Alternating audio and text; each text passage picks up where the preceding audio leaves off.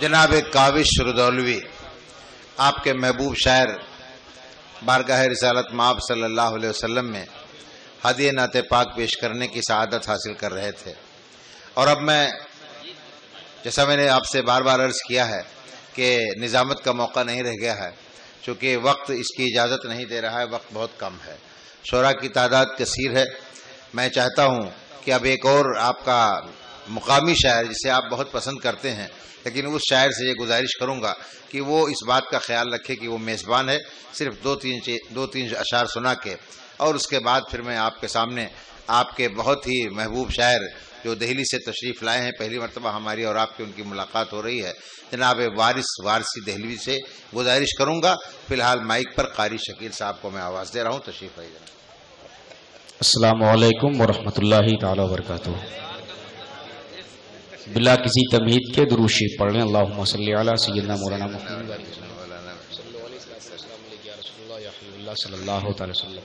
نعت کا ایک مطلع دوش ہے۔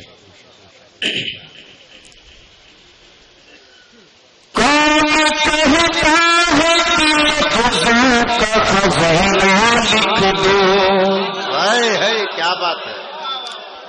کون کہتا ہے کہ خزاں کا خزانہ لکھ دو، دل کی تختی پہ تیرے لفظ نبینا لکھ دو، دل کی تختی پہ میرے لفظ نبینا لکھ دو،